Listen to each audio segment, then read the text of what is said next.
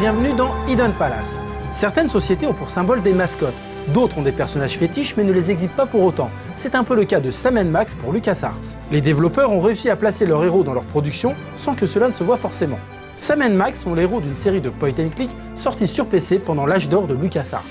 Mais avant d'entrer dans le monde du jeu vidéo, les deux créatures étaient les personnages principaux d'une série de comics dessinée par Steve Purcell. En effet, c'est en 1987 qu'il crée Sam & Max, deux policiers freelance. Du moins, c'est comme ça qu'ils se qualifient. Le premier est un chien portant admirablement bien le chapeau et la cravate, alors que le second est un petit lapin blanc qui, sous ses airs de peluche, cache des troubles psychologiques. Mais revenons-en à Steve Purcell qui rejoint LucasArts en 1988 pour collaborer sur le jeu Zack McCracken and the Alien Mindbenders, le second jeu utilisant la technologie Scum. Mais ce n'est pas tout de suite que l'ami Steve imposera ces deux créatures sur le devant de la scène, non. Il commencera par les cacher dans plusieurs jeux. Tout d'abord en 1989 dans Indiana Jones and the Last Crusade, où le chien et le lapin apparaissent de façon plus que discrète.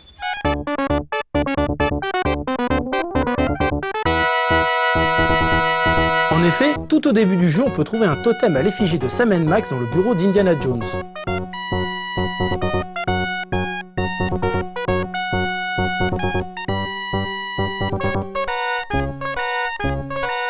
On retrouvera nos deux compères dans The Secret of Monkey Island, où l'une des idoles placées près de la grande tête de singe représente Sam & Max. On notera que ce dernier a été remplacé par la tentacule de The Day of Tentacle dans la version remasterisée.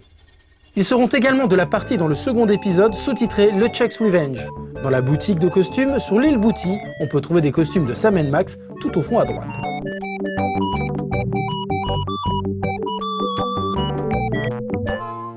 Max reviendra rendre visite au Dr. Jones une fois de plus dans Indiana Jones and the Fate of Atlantis.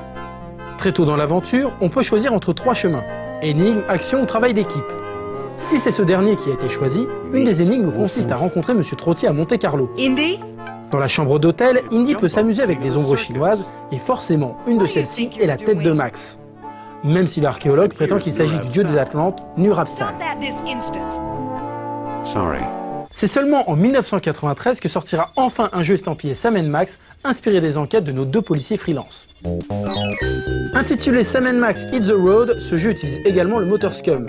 Il permettra aux deux enquêteurs de devenir héros de jeux vidéo. Max, où dois-je mettre ceci pour qu'ils ne puissent pas faire de mal à nos amis ou à nos proches? Par la fenêtre, Sam. Il n'y a que des étrangers là-dehors.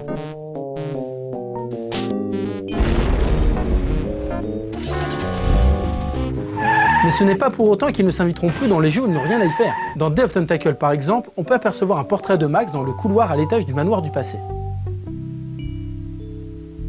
The late Max Addix, his petard runneth over. A lamentable fate for such a patriotic dude. Dans Dark Forces, un FPS se déroulant dans l'univers de Star Wars, lors de la mission Antenui, la planète de glace, le vaisseau nous pose au bord d'un gouffre. Et si l'on y prend garde, on peut apercevoir une petite corniche qui mène à une grotte secrète.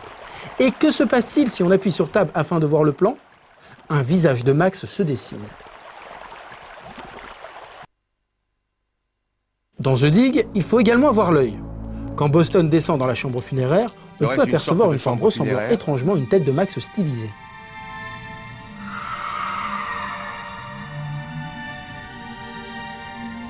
Elle apparaît également dans Full Throttle.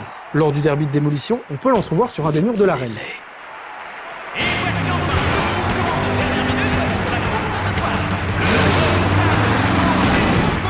C'est un bonus en tête de lapin qui se trouve dans Shadows of the Empire, un autre jeu se déroulant dans l'univers de Star Wars. Lors de la poursuite en motospeeder dans Mos Eisley, on peut trouver un bonus caché à gauche en sortant de la ville.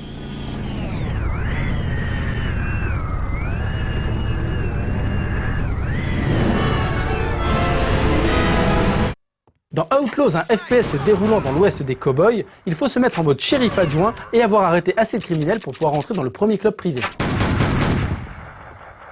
Il s'agit en fait d'un stand de tir avec 3 salles contenant chacune 3 ennemis.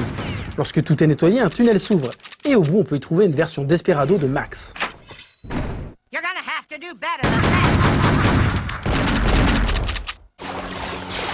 Le lapin blanc s'incruste aussi dans Dark Forces 2, Jedi Knight, dans le niveau 5 Baron's Head, la cité assiégée.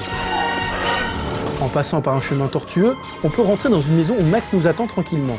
Petite cerise sur le gâteau, en appuyant sur la touche action, il viendra même se battre à nos côtés.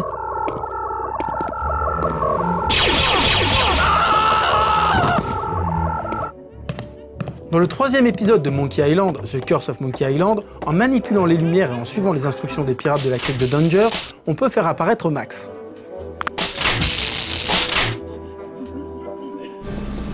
Grim Fandango est un point and click sur le thème de la mort. Ça n'arrêtera pas Max qui fera son apparition la plus discrète. Sur le tableau des illustrations de tatouage là, c'est lui, même si on ne voit pas grand chose sur ces images.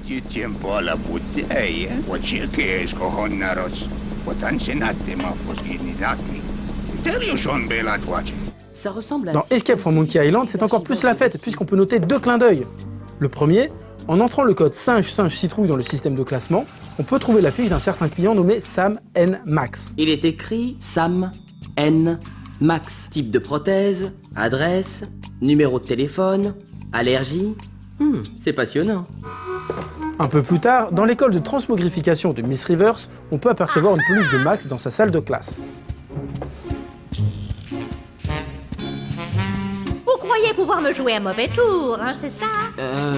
Après l'annulation du jeu Sam & Max Freelance Police, une partie de l'équipe de LucasArts est partie pour fonder Telltale Games.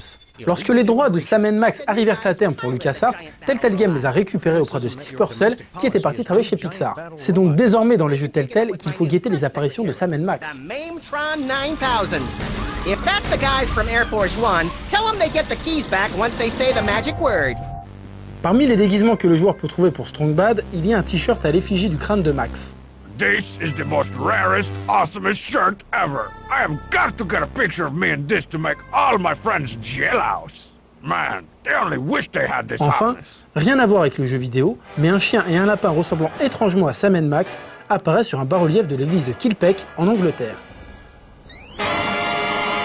Les mascottes ne sont donc pas toujours telles qu'on les voit. Ce n'est pas parce qu'elles ne sont pas sur le devant de la scène qu'elles n'existent pas. À une époque où l'on se trouve face à des suites de suites avec des numéros à 2 chiffres, on se demande si certains éditeurs ne feraient pas mieux de masquer leurs mascottes.